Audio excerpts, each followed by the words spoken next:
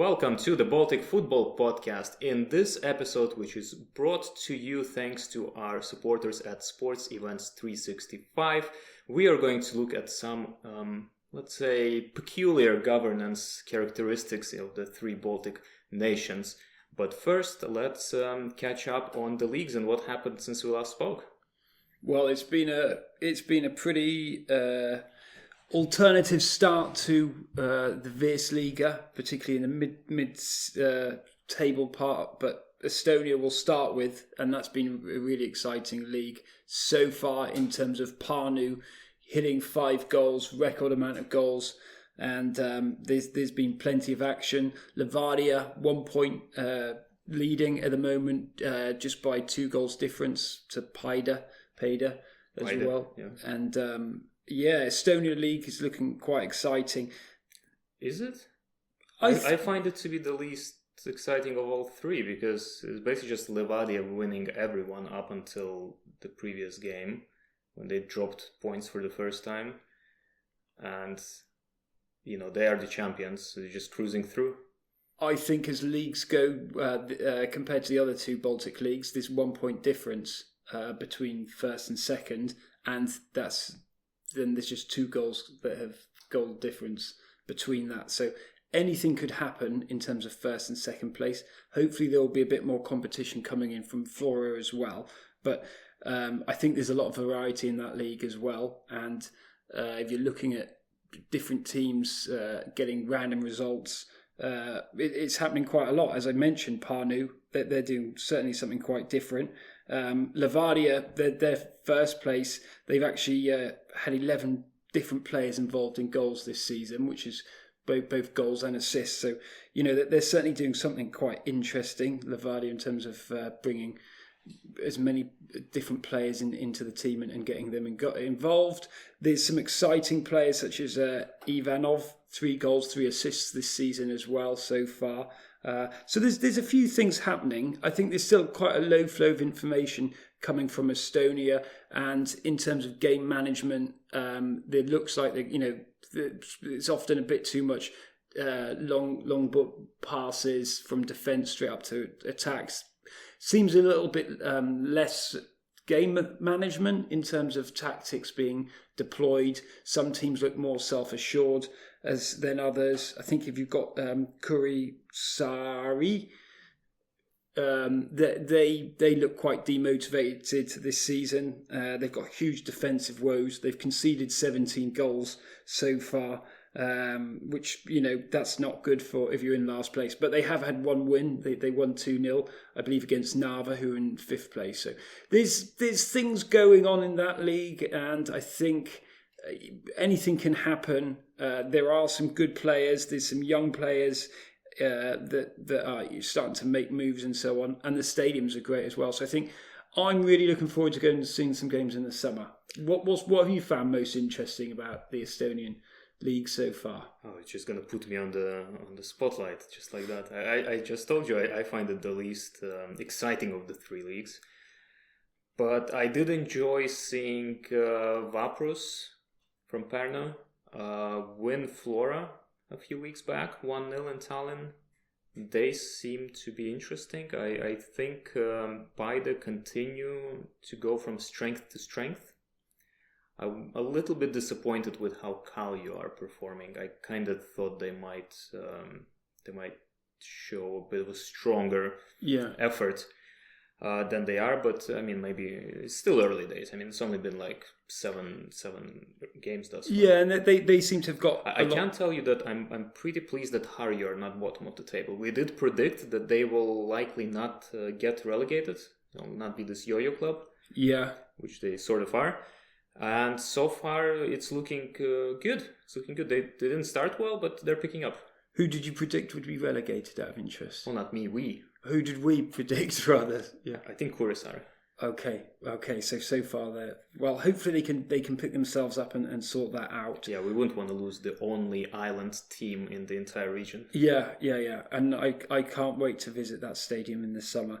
But I think just touching on Kalju, they've replaced quite a few players and they made a few signings, so there might be some changes going on there. But Yeah, lots of goals happening in that league, but also a lot of goals being leaked as well. So I think the lower teams really need to get on top of defensive duties a little bit more. Yeah. But yeah, moving on from Estonia, we've of course got the Virslīga. I think we're probably all the most well versed, being based in Riga at the moment. Although we do have our two team members is in all three states. We're fine. Yeah, we've got a bit of a Pärnu supporter in Estonia as well, who's provided us with some good match day visuals and videos. But moving on from the Virslīga, how have you found that so far as an RFS supporter? Yeah, good. As an RFS supporter, I am not particularly comfortable. Results notwithstanding, the team hasn't been showing convincing play. Honestly, they have more points than they should have at this point, given how they played. Lost to Meta didn't really upset me. I'm just happy.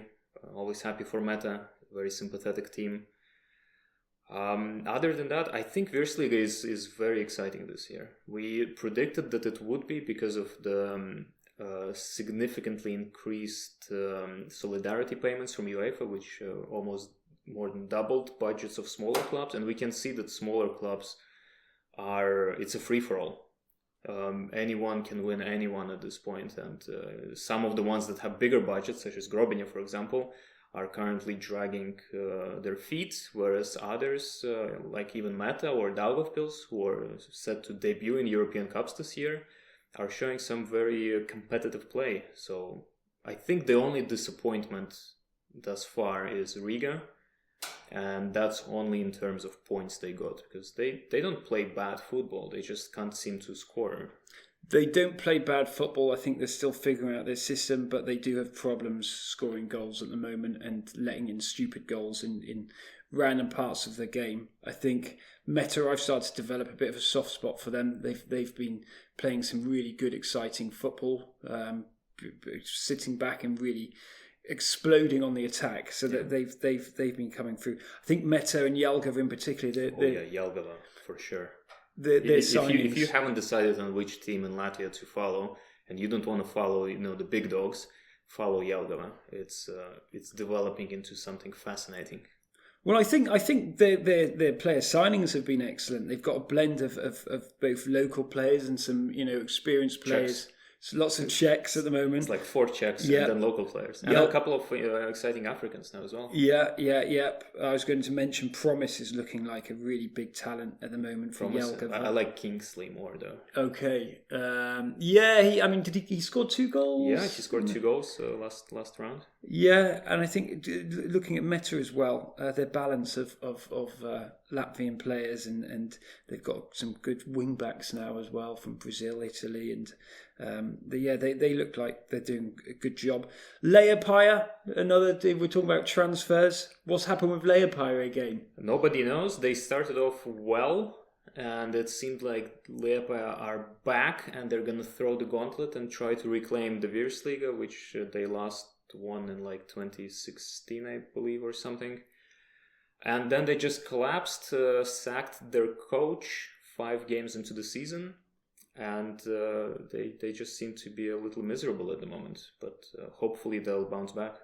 Yeah, they can't seem to finish off games. They kind of seem to be shutting down halfway through a game. They just burned through 20 minutes into the match. Yeah. There's a lack of motivation in second halves, and there's a lack of spine in some sense.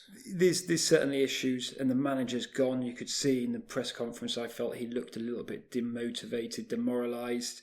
Whether that's to do with the hierarchy going on in Liiga as well, but they do have players that need to step up, because they've got Virslīga experience, these players, and they've got enough to challenge in with the top 3 teams. I mean, mind you, they basically reset the team again this year. So in the past, they would do this, and then they would do it again just as the team would start to gel halfway through the season. So if they can avoid that this year, we should see a much stronger Liiga starting summer, I think. Yeah, and my point with Liiga, they brought in players, but they brought in players from the same team. Quite a few Valmiera players.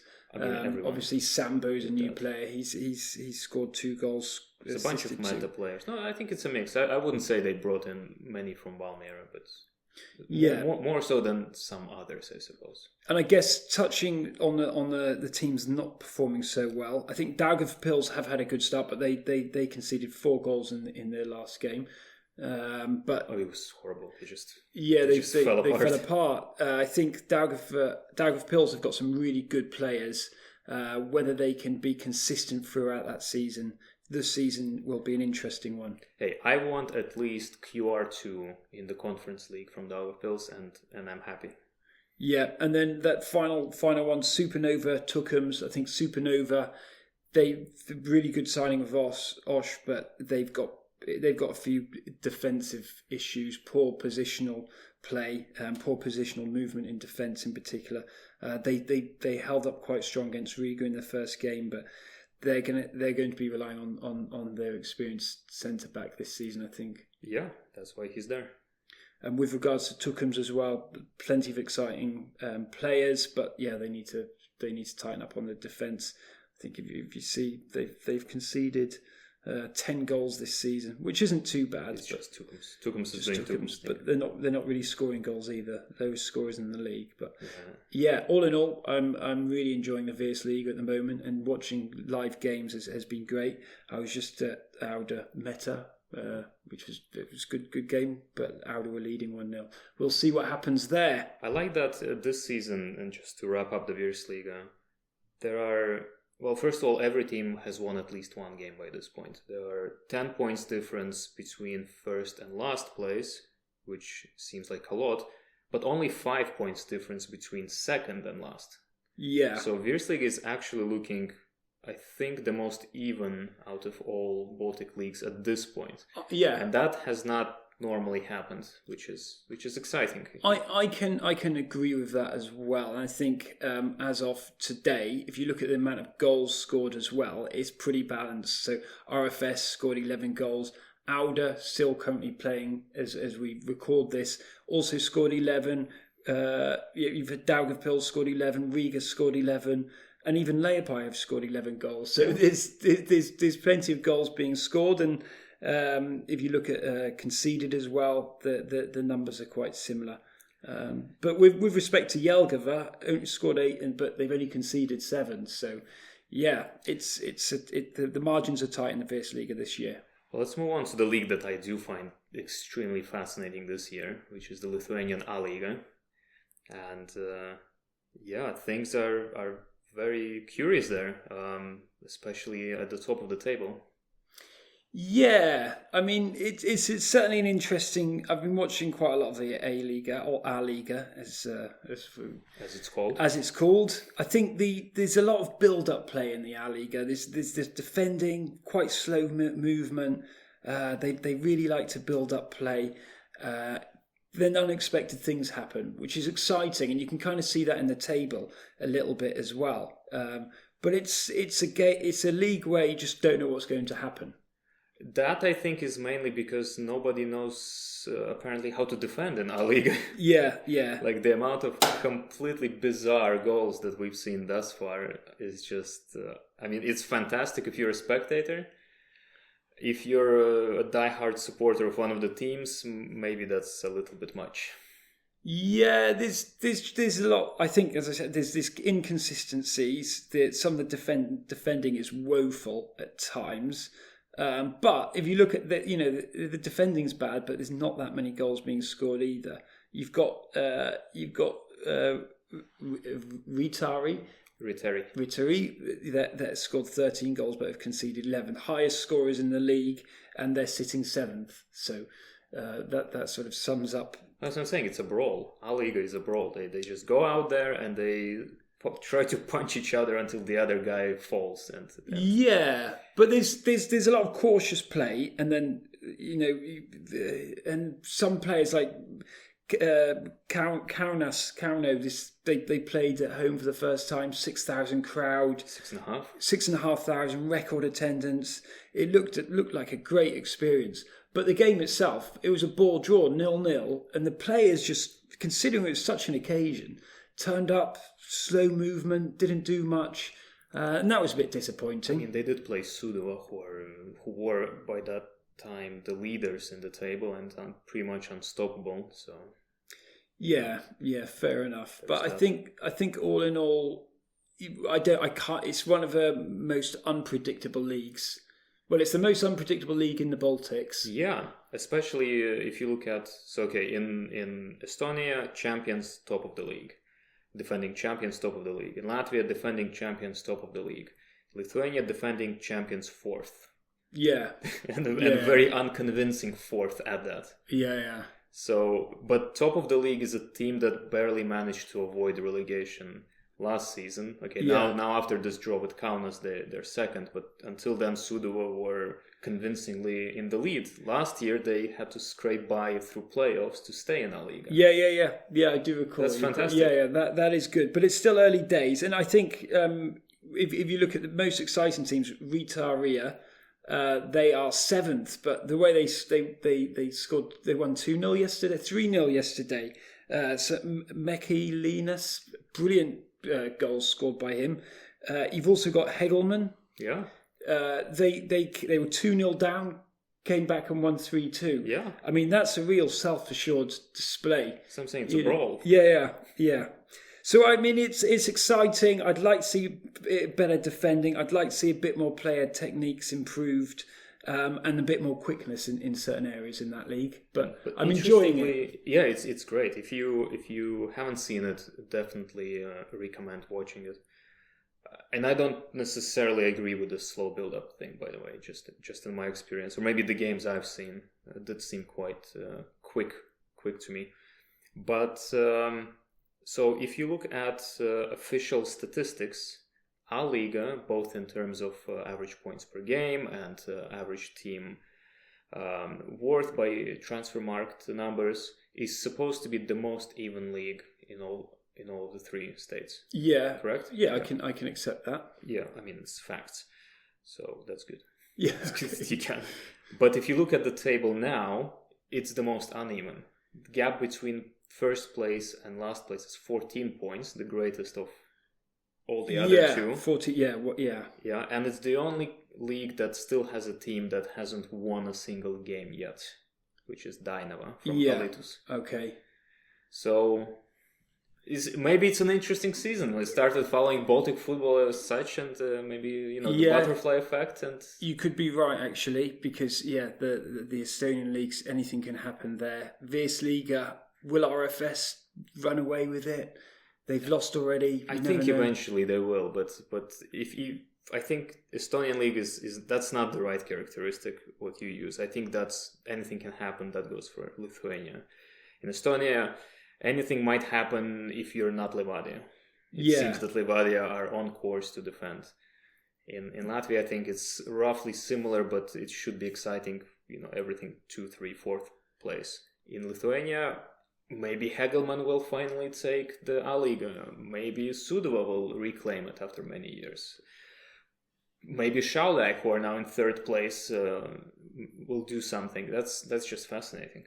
It is very interesting, and I mean, and also if you look at the clubs and the stadiums and the amount of finance that predominantly the Vilnius and Kaunas teams have compared to the others, would you say that they've got a lot more capital to play with? Or I would not actually. No, I would not. I think in terms of budgets, it's less of a difference there than it is in both Latvia and Estonia, to be honest. But if you're managing to sell 6,000 tickets for games, 6,500, that's a bonus. Plus, you're affiliated with one of the most elite basketball teams, or it's part of your business model as well. Yeah. So you would expect a little bit more from the two big city teams. I don't know. I think maybe they're a little bit more sustainability-minded Lithuanians. I think you don't have. In Latvia there's Riga FC, which is by far the wealthiest sports club in any sport in the Baltics. Where is that money coming from? Well, it's various ways. Player trading, sponsorship. No, it comes from a Russian billionaire. Multi-club model as well. They are affiliated with Dubai Sergei FC. Lomak and who owns all these clubs and channels. Yeah, absolutely. They have a wealthy backer. Yeah. RFS, local wealthy backer, excellent track record in Europe. So there's a lot of money coming in through there. Other teams, they're trying to get by. In Lithuania, you don't really have these wealthy individuals, or at least as wealthy individuals, backing individual teams. So teams, I think, when I was looking at what we'll talk about later today, they seem to have, in general, a greater diversity of sponsors per team. Municipalities support teams in Lithuania way, way more enthusiastically than in Latvia or in Estonia, especially than in Latvia. Tukums get a bit of support from the municipalities. A bit, exactly, but in Lithuania it's a lot and it's consistent. It's not just in... Well, how many teams would you say are supported by the municipality? Really, all 10 teams in Lithuania? Okay. And below pyramid as well. Wow. Yeah. So there's a more diversity in terms of how they're funded, and maybe that does translate into lesser budgets overall, but they seem to be a bit more... Remember we talked about the death rate of champions? Yeah. In the last decade, none of Lithuanian champions perished. That's not the case for the other two. Yeah, that's true. So, I mean, do you think there's a wider, bigger community around each club as well? If you're looking at the supporters... Look at the map. Map. In Latvia and Estonia, half of the league basically is in the capital. Yeah. And then here and there. In Lithuania, you don't have a derby because there isn't a place that has two teams in it. Yeah. I mean, you've got the two Žalgiris teams. Yeah, but they're in different cities. Yeah. You have one in Kaunas, one in Vilnius. But there's a romance in that in itself, Kaunas and Vilnius, how close they are. They're not that and close. One was a former capital, Kaunas was a former capital. They don't like each other, but it's not that you have two Vilnius. Okay, you have Riteriai now, but that's not really a derby as such. You don't have two big Vilnius teams. You don't have two big Kaunas teams. Hegelman is in the Kaunas region. It's called the Kaunas region Hegelman. Yeah. It's not even in Kaunas as such. And so, you have, if it's one team per city, I think it's kind of fun that you have then the community congregating around that top level team. But at the same time, you don't really have derbies. You don't have such strong rivalries. The Riga derby, it's only 10 years old. It's the biggest derby, I think even larger than the Tallinn derby, honestly. Yeah, it would be. I mean, in terms of attendance, do the Lithuanian clubs have the highest average attendance as well? I don't know, but there are more Lithuanians than Latvian and Estonians combined. Yeah. So. Okay, so I mean, and the stadiums. There's some quite good stadiums as well. The games that I've watched. There's been an impressive away supporters as well. Unfortunately, some issues in Lithuania with some fans. Dynamo fans. Yeah. Yeah, so that was a bit sad. But all in all, I think I agree. I've been enjoying watching the Liga. I think that there is a lot more variety, but you can see potential, but more needs to be done, particularly on the quality of football there. I mean, that's everywhere. But, okay, football's been great, but that's not the only thing that obviously happened. Yeah, no, absolutely. Yeah, so, but before we get to that, actually, I have a question for you. Okay. Do you know what Žalgiris means? Do I know what Žalgiris means? No, I don't. Good.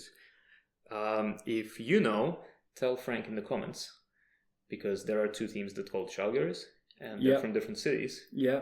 I know what it means, but you don't. So okay. Please educate Frank on what Žalgiris means and why are there two teams called Žalgiris in Lithuania. Well, one is affiliated with the basketball team, as I've mentioned, so there's something there going on. Don't guess, just go into the comments and see if any of our listeners help you. I look forward to reading the comments and seeing the answers.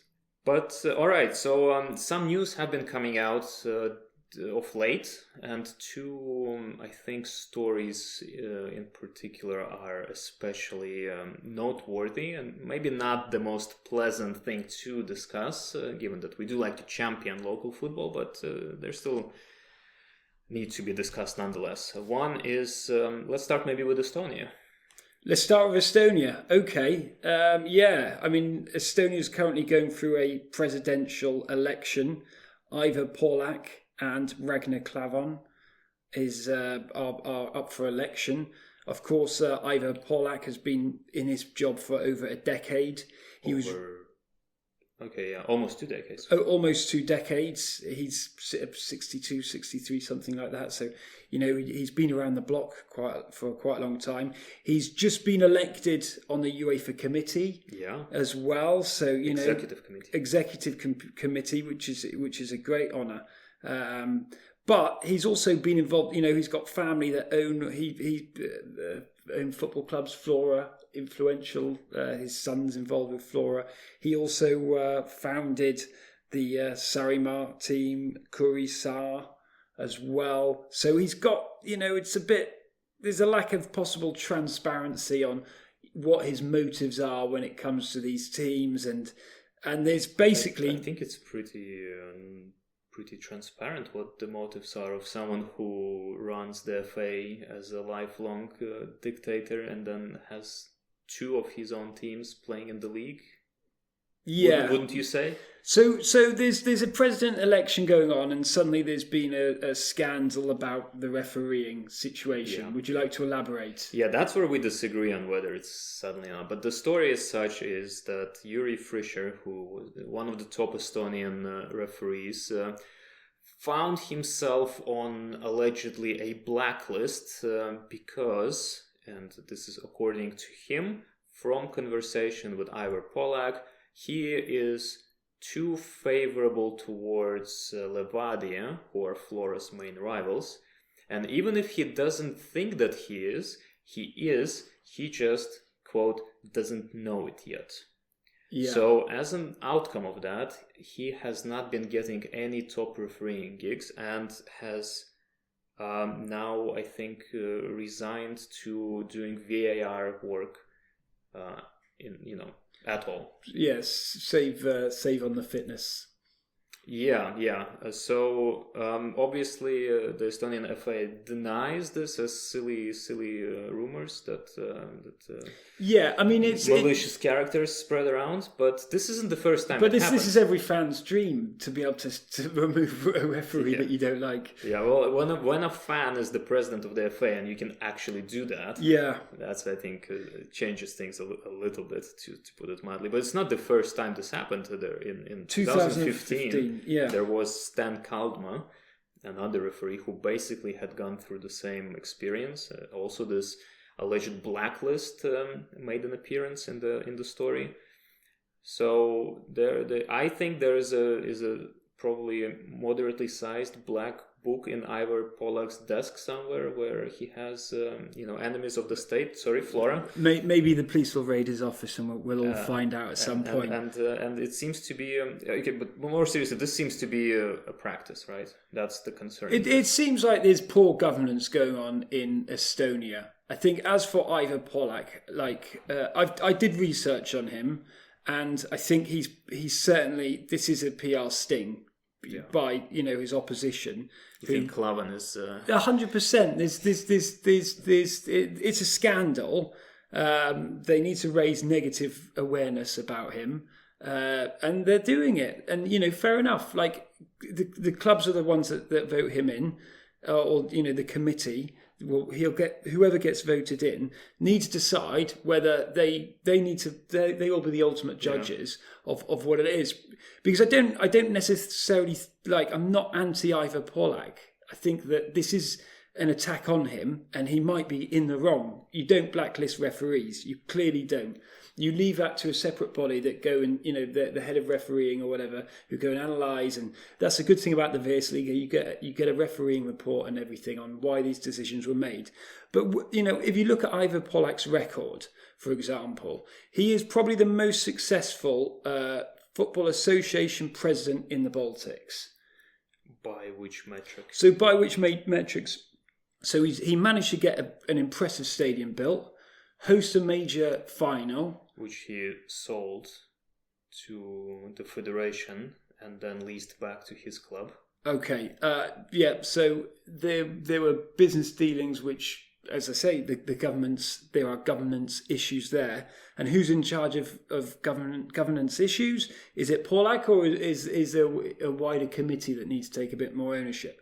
The other thing is with Paulak, I'm not, I think that I change think you're is precious, good. Frank. I think you're precious just on the account that you think that any of this is going to play any role in the election. No, I don't think it will. And I'm saying change is sometimes good. But if you look at the Estonian national team, they are the highest FIFA-ranked team out of all three Baltic countries. They're 121.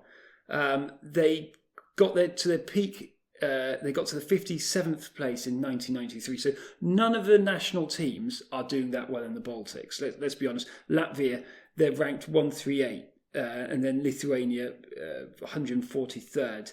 But where was Estonia? What's the dynamic of this ranking, though?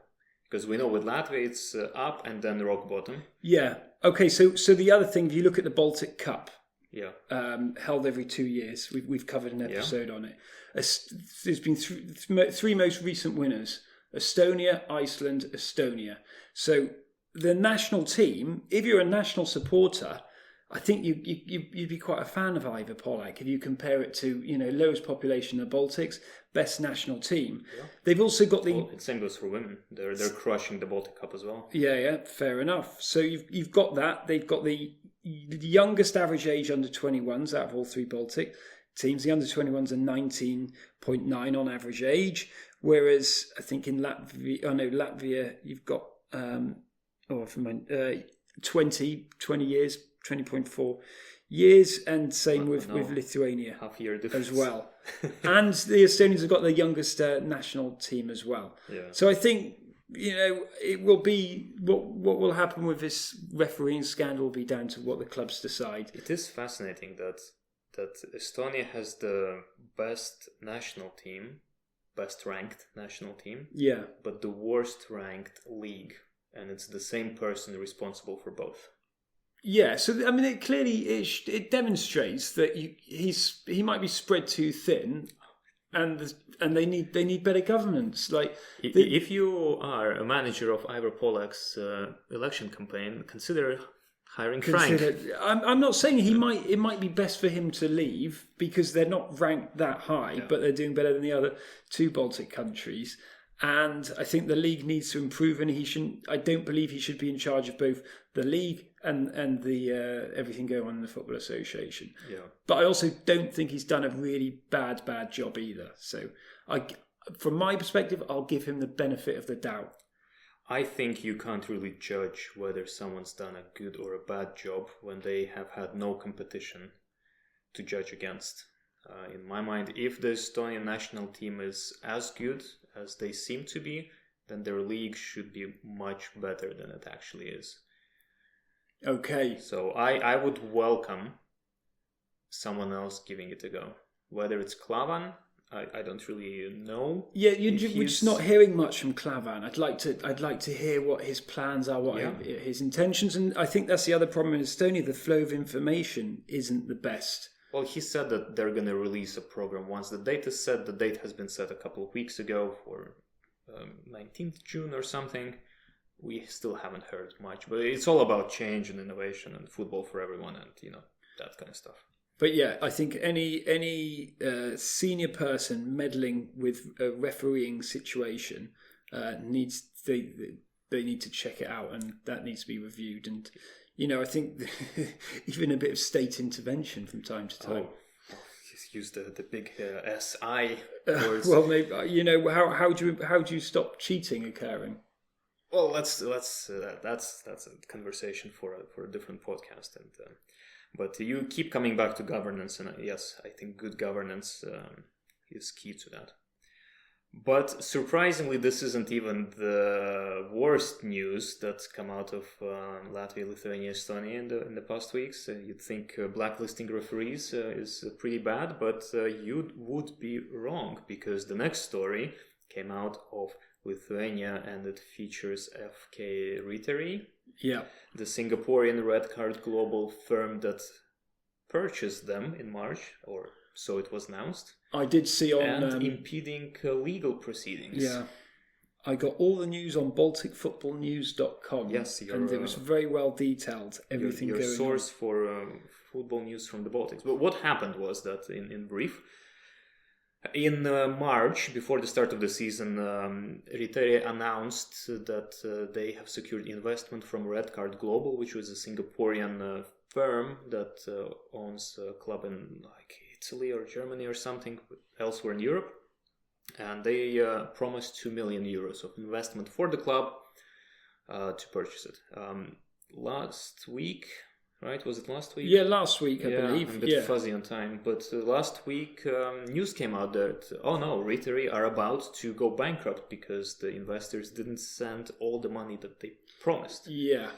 We got digging into the matter, and we discovered that that is not entirely true, that the money was transferred, but a part of it went somewhere else, and the part that stayed was not used for what it was supposed to be used. Yeah. And beyond that, the ownership was never transferred to the Red Card Global. So the old owners, which is Jan Nevoina and two of his associates, the ownership is through 3 different companies, Lit Invest, Ecoil, and Zetus or something like that.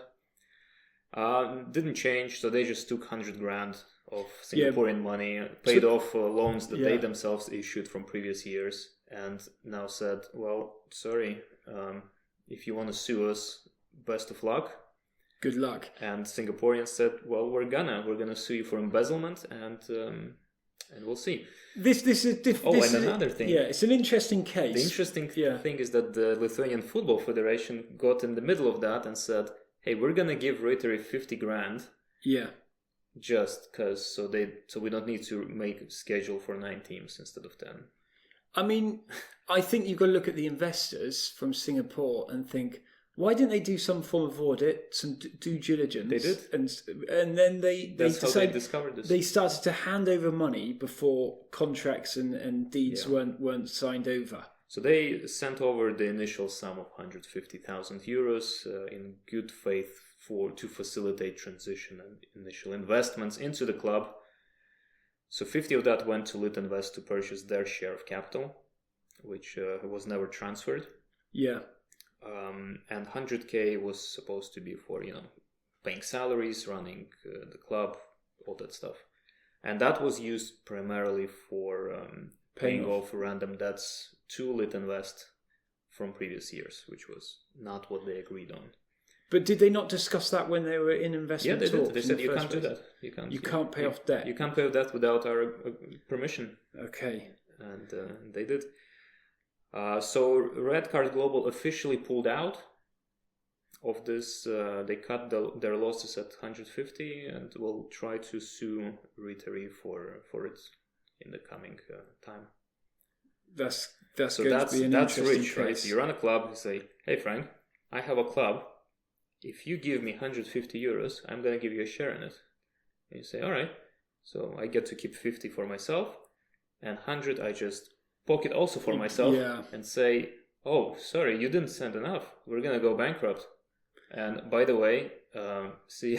Have the original owners of Riteriai put out any kind of statement, or what have they? What's from their perspective? Because it sounds one-sided. They said Singaporeans didn't send the money that was agreed on, but but they didn't. True. They didn't. Okay, so there's been issues with the whole acquisition procedure, and someone didn't do their job properly. Well, the club capital wasn't.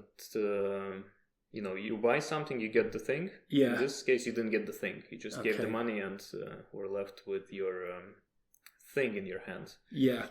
It would be good to hear Riteriai's what their perspective is on this. Yeah. Because they sound like crooks at the moment. They sound a bit dodgy. But the team, they're playing some beautiful football, and you've got to feel for the players. The manager, There's a lot of people involved in it, and they're one of the most exciting teams in the Baltics. Yeah, there were rumors that players haven't been paid for months, and that foreign players had to borrow money from their teammates. But the Liga contributed to that last week. They 50,000. They donated 50,000 euros of public money. To this situation, which I think is deeply problematic in its own right. It's problematic, particularly if they've already seemed to have taken money and it's suddenly disappeared. It's not that it's a misunderstanding. So where are they at now? What is their situation? Are they going to look for new investors? How are they going to... So they bought a lifeline through these 50,000 from the Lithuanian Football Federation, and they now need to secure new investments to keep them going. And they had licensing issues before the league started as well. They originally got rejected the first license. Correct, yes. And then they renewed it and they managed to fix that. That's where the Singaporeans come in. They committed $500,000 that you need as a minimum. Okay. But that's now obviously gone. Okay, so will Riteriai be around in our next podcast? I don't know. Leave your comments. Yeah, leave your comments, but I feel like maybe there's a plan in motion here, and those 100K did go somewhere. You can issue another loan. Yeah, there's always business is business. Rinse and repeat kind of a situation. Yeah, so if you're in Lithuania and you've got some thoughts, please share them in comments as well. We'd love to hear all perspectives and all sides of the argument. Yeah, there is more to it, and you can read our detailed investigations on BalticFootballNews.com. But these two stories, they got me thinking about what you keep saying, governance issues, and what is good governance and how it impacts clubs. So I sat down for a little bit of time, and I've gone over every single team in the Baltics, all 30 clubs, and I have developed I'll show you. Okay, and this isn't the great power league of the Baltic teams. No. So I present to you the officially unofficial Dodgy Governance Index of the Baltics. Very good. Were you a graffiti artist in your youth? That shall remain undisclosed for legal reasons. Right. Okay. So you don't have a tag, or you do have a tag. So the Dodgy Governance Index ranks in a moderately scientific and systematic way the governance systems. So not necessarily, governance performance, but the systems of each of the clubs. What that means is that, for instance, you can have a benevolent dictator. Okay. Someone like, for instance, with Chelsea back in the day, Roman Abramovich. Okay. Yeah. So the governance systems where you have one guy channeling insane money to burn is not a good system. Yeah. But it was good performance, right? Well, you don't know with Chelsea, you never quite know what they were moving and trading players for, particularly from commodities and so on. The point is, it wasn't a situation where a guy buys a club and then sells off its assets and runs away, yeah? But you could if you're the sole owner. Yeah. So what this is looking at systems. Who do you think, and it goes from most dodgy to, let's say, not dodgy. I really do feel we're back in university here as well. It's a great insight. So not dodgy, most dodgy. Yeah. Who do you think across the Baltics? Across all of the Baltics. So we'll start with Riteriai. Where would you place Riteriai? Well, based on 50k being stolen from an investor, 100k being stolen from an investor. I'll put them in the top 5 of most dodgy. Yeah, I'll put them number 3. You think there are 2 more dodgy teams than that? Okay, I'll put them number 1. Yes, right. You would be correct. Riteriai are the most dodgy. And this is based on poor auditing and accounting. This is based... Alright, so that's actually a good point. What is this based on? This is based on the principles that good governance needs to be... It's basically a combination of... I can see a list. Of adaptable structures. Yeah. And these include independent boards, diverse boards. They include internal controls and codes of conduct for governance. They include stakeholder-centric approach. Okay. They include accountability. Yeah. Now, we cannot definitively measure all of that because that would require research into each club, and that's just not something that... we can do it, but we didn't do it because... It's an unofficial. This ranking. Is an unofficial. Maybe we'll develop. We're not going to go over 30 teams right now. Maybe we'll do an official one at some point. Can we go with the least dodgy? So what this measures is basically some of these things we can see, Yeah. such as ownership structures through official records, boards of directors. We can see stakeholders, which is you look at how many various sponsors they have. If these sponsors are related to owners, Paying inflated prices for sponsorships and so we on. can't see that.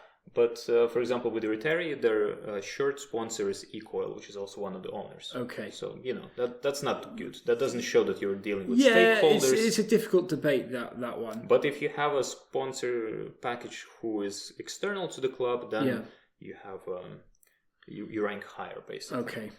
Yeah, and so we're looking at these characteristics through what data we have publicly available. Okay. Yeah. So and again, this is structures. So should we go to the least dodgiest team, just so we've got an idea of why they're not dodgy? Yeah. Okay. So who do you think is? And it's tied. It's actually 6 teams who score 6 teams. The same for How having many? least dodgy Give me a governance. hint. How many in Latvia? How many in other countries? So only 1 in Latvia. Only 1. Okay. I would say if we're looking at Latvia, I think RFS because of their success in Europe Not because of and that, their infrastructure. but it is RFS. Okay. Yeah. So RFS is one of the 6 not dodgy teams. Okay. I would then say Žalgiris. Kauna Žalgiris. No. No. No. But the other Žalgiris is. Okay, so Vilnius. I should have got that when I saw you going to the board. Okay, so why are they not dodgy? Because they have a not dodgy score on these characteristics. Right. Okay. They have diverse governance. They're owned by like 8 different entities. 8 different entities. Yeah, Okay. very diverse ownership structure. They have their accounts are public. It's just transparent and shows diversity. So I would say if we're looking at we'll take one from each country, I guess. Yeah. So with Estonia, I would probably say not Flora, Levadia. Yeah, you're right. Levadia would be. They've got good seats. They've got a good stadium. They've got a good youth team. They seem to be quite a sustainable club. So other Lithuanian teams include Banga, Šiauliai, Džiugas, and so that's the top 6 of not dodgy. So clubs the in the not Baltics. dodgy thing is that having multiple owners, having a good sort of stadium, and As I mentioned, it's different having enough incomes. signals that show adaptable and diverse governance structures and mechanisms. right. So what would you regard as mid-table? Who are the mid-table teams? So it's not super clear, but basically these are followed by Tartu, Okay. who are in a league of their own. Yeah. Then go Not doing well in the league at the moment, Tartu. Yeah. Then goes Vaprus, Okay. Kalev, and Paide. Oh no, so Parnu aren't a good. They're in the relegation zone or just sitting above relegation. Wait, who? Parnu. Oh, Vapor. Vaprus. Was that Vapros? Yeah. Yeah. Okay, that's good because I like their stadium. Then go On the beach. Hendelman. Yeah, I mean they're kind of. I mean their name. They've got a logistics company as their name. And Harju. Right. After that, we have Panevėžys. I'll just Okay. put it as FKP because it's I'm not writing that. Have Kauno Žalgiris. Why are they? Why do they sit mid-table? Honestly, they might need to be higher, but Yeah. because they're part of the basketball club, they might not be disclosing everything that they should be disclosing I mean, because they're a subsidiary. And This is a very typical model in Europe, though. If you look at the basketball clubs of Europe, like Barcelona, Real Madrid, Galatasaray, even they've all got they've got these larger groups of multiple teams and sports. yeah, but I can't tell if I can't tell. Yeah. Okay. Then you have Kuressaare. I'll also put just KK. That's good old Ivar Polak's influence. And you have Narva Trans. Okay, how many owners do Narva Trans have? Off the top of my head, I mean, it's multiple. Interestingly, so in Estonia, virtually all clubs are multi-owned. Okay. Obviously not Flora. Yeah. And I found that very, very interesting. Yeah. There are very few clubs that have fewer than 3 owners. Yeah. I think Narva might have 3 owners. To be honest. Okay, then we go. But the ideal model is like more than 3 owners. You're looking at like 5. Well, it's also about what kind of owners. Yeah. Is it individual persons? Is it companies? Is it a mix?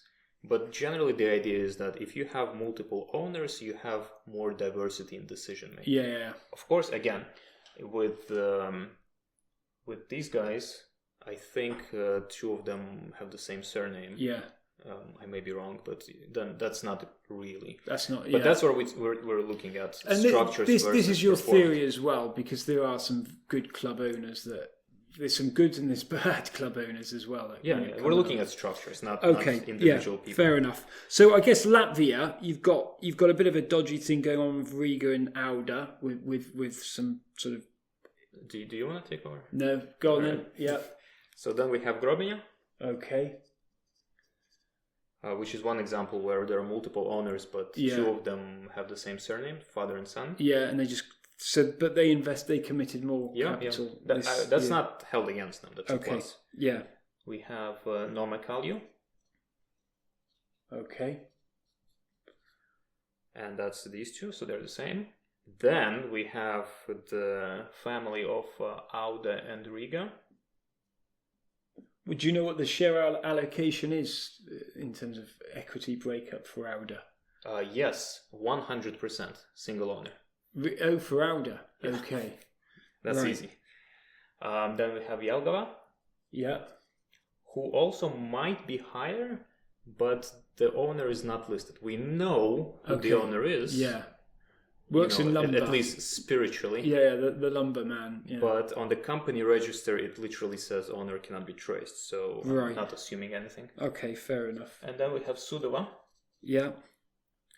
And so these are all with a positive rating. Yeah. So I ranked it, then I weight each of the coefficients. So these are all in the plus. Yeah. So is this going to go up on the website now, a sort of more transparency table? No, because it's unofficial. Okay. So then we have Meta. Right. I mean, that's quite a straightforward club model, I think. Dynava and Flora. These are in the 0. So they're neither dodgy nor not dodgy. Okay. And then here we have... I made the Riteriai a bit too large, but... Okay, so let's go with... so we have Tukums. Okay, really? But the municipality... We have Daugavpils. Right. We have Liepāja. We have Supernova. Is this partly because you've got most access to knowledge on Latvian clubs? No, actually, easiest access is to Estonian clubs. Okay. And then we have Riteriai. As I said, with Jelgava, I know who the owner is. Yeah. You know who the owner is. Yeah. But that's not what's listed. So I can't put it higher. Yeah. Jelgava is the only club that got a major penalty in this grading because of this ownership thing. Yeah. So that is the officially unofficial Dodgy Governance Index. Just a quick one then. What makes Daugavpils, Liepāja, Supernova, Tukums all a little bit? I mean, you do realize I don't have the calculations in my head for all of these. Okay, but you can't just summarize why you feel... All the things I said that all the things you said, right. Ownership structure, governance mechanisms, transparency of accounting, if they own or don't own infrastructure, if they're involved in community programs, the diversity of their sponsors, and whether they're related or unrelated to ownership. Right. Many of these are proxy signals. But... So from your perspective, you want to see more transparency and information. How do clubs get less dodgy? Well, look, 4 out of 6 least dodgy clubs are Lithuanian. Yeah. So more of that. So more multiple investments, more diverse investors, ownership structures. It gives more resilience. It should, in theory, prevent dodgy decision making, like just taking 100 grand of investor money and running with it. Yeah. Of course, yeah. Although Riteriai are owned by 3 legal entities on paper, but right. Well, I think we'll find out more about that. I hope they have some PR person that will put out a press release at some point with a bit of a statement, so they can climb off the most dodgy. Well, they got a big penalty for this whole red card global situation. Okay, interesting. So we, according to what we know about what makes governance good, and what we can tell about how clubs are structured, it's very obviously that Lithuania has got it right. Yeah. Okay. We know that. So at the top, 4 out of 6. In the middle, you can see there is a mix of Estonian and Lithuanian clubs. Latvian clubs are towards the bottom of positive, but generally you can tell that we have issues with governance in Latvia. Right. It's very obvious that many clubs have poor governance structures. Not that they're governed poorly. Yeah, there's a difference. Their structures are poor. Their structures are poor. So if an owner changes for Auda Riga FC, there's a higher damage. There's a risk that if that owner is not willing to inject personal money into the clubs, those clubs will tank. That's not as much of a risk. So, and your theory is the more multiple investors involved, more different people. It's not my theory. No, okay. That's the theory. Unless someone comes along, one investor increases the value of the club, makes it a very profitable company, then the company's valued higher, and hopefully it can be sold at a higher price as well. That's not a governance question. It's not okay, but structures overall, you'd like to see an improvement. I'd like to see more resilience. I'd like to see more transparency, more accountability, more stakeholder diversity. We know that many clubs in Latvia lack the stakeholder aspect. When we were talking about Liepaja, still as part of the Latvian football podcast, we talked that they don't really need to even care about anyone other than themselves. Because Do you feel they've got the resources to do this as well, though? I mean, running a club it's a difficult operation. You're dealing with squads, players, 16 plus teams, plus all the coaches and so on as well. Okay, Levadia is a rich club, Žalgiris is a rich club, RFS is a rich club, but Žalgiris? Šauliai? Yeah, but you think teams, football on the field and so on can improve from the structure? I think that's, again, slightly different question, but football on the field can't improve if the team vanishes. Yeah, absolutely. Okay, so your team, Valmiera, would be probably below Riteriai in this respect. Yeah. No, I can agree. So the long-term sustainability of the 3 Baltic leagues is down to an improved structure of clubs. Better governance. It's not just about structure. Obviously, you can have a structure and abuse it. You can have no structure but develop well. But structure helps with reducing uncertainty, it helps with resilience, it helps with long-term sustainability. No, I agree, and I think structure and systems are a very important part of business, and in order to improve and grow, it's a necessary part of running a club. And we'll find out whether the structure of the Estonian football improves after the election as well. Yeah. And hopefully we won't be seeing more referees being blacklisted or anything like that. We shall see. But meanwhile, thank you for joining us. Hopefully you enjoyed and follow Baltic football. It's the best. Absolutely. Please leave your comments, share your thoughts, opinions, whether you think your club is a little bit dodgy or it's a shining example. Share your thoughts on what you think makes a good club. But thanks for joining, and keep visiting the website, and we look forward to talking to you on social media, whether that's Football Manager, you've got a club on Football Manager, or you're watching a game.